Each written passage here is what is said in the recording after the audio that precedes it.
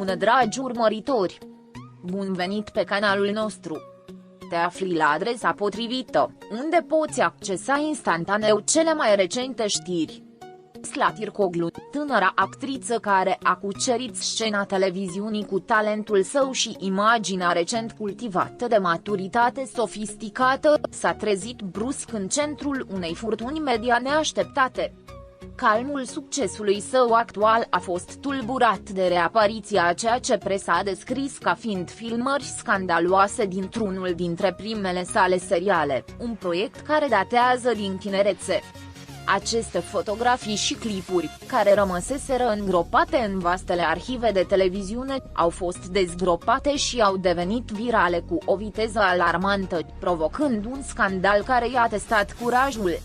Reapariția acestui material vechi subliniază dificultatea cu care se confruntă vedetele în a-și lăsa trecutul în urmă în era informației perpetuate.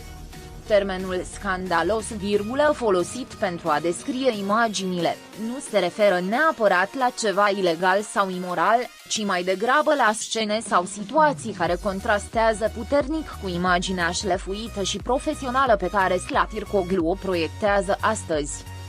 Se speculează că imaginile ar putea să o înfățișeze în înfățișori exagerat de tinerești, în situații dramatice care implică ținute revelatoare sau în scene de afecțiune fizică mai îndrăznețe decât este obișnuit să vadă publicul ei actual.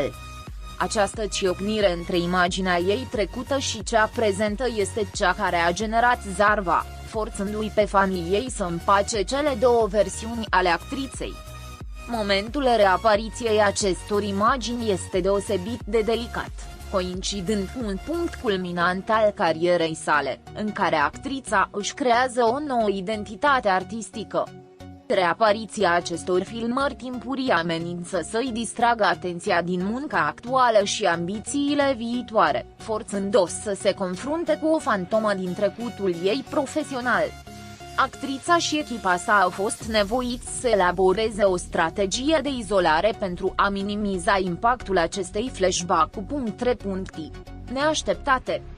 Există îngrijorare că aceste imagini ar putea trivializa munca serioasă pe care o desfășoară în prezent. Reacția de pe rețelele de socializare a fost imediată și polarizată, așa cum este tipic în aceste cazuri, cu dezbateri aprinse despre relevanța acestor imagini vechi. Unii dintre fanii ei apără cu fervoare dreptul actriței de a evolua, argumentând că trecutul este trecut și că munca ei la serialul respectiv face parte din creșterea ei ca actriță.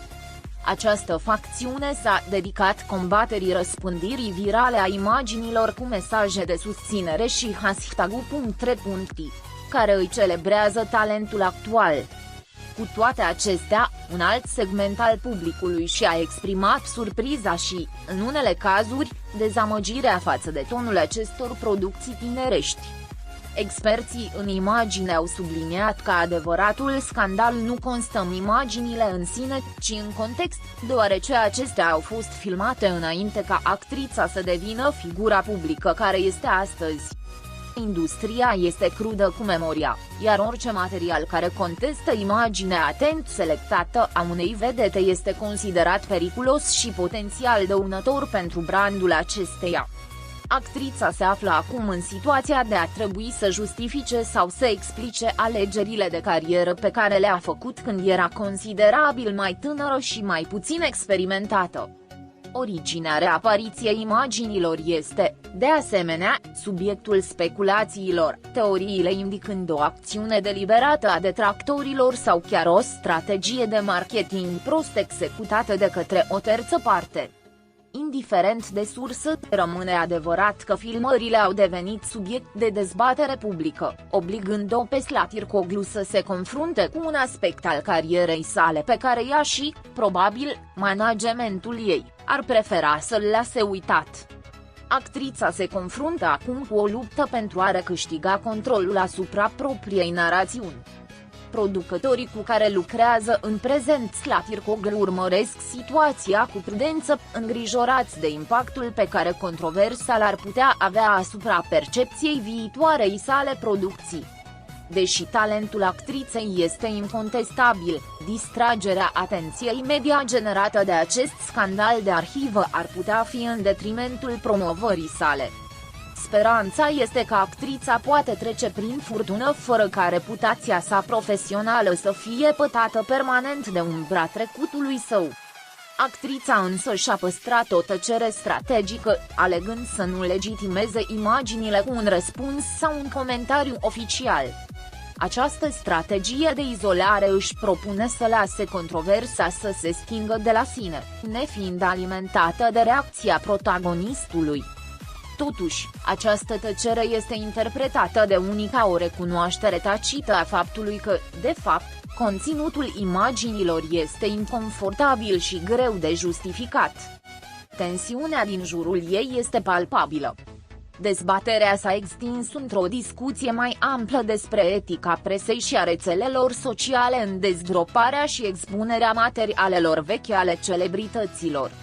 Mulți susțin că personalitățile publice au dreptul să evolueze și că voyeurismul din trecut este o formă de hărțuire digitală. Situația Slatircoglu a devenit un studiu de caz despre limitele curiozității publice și dreptul de a fi uitat în era internetului.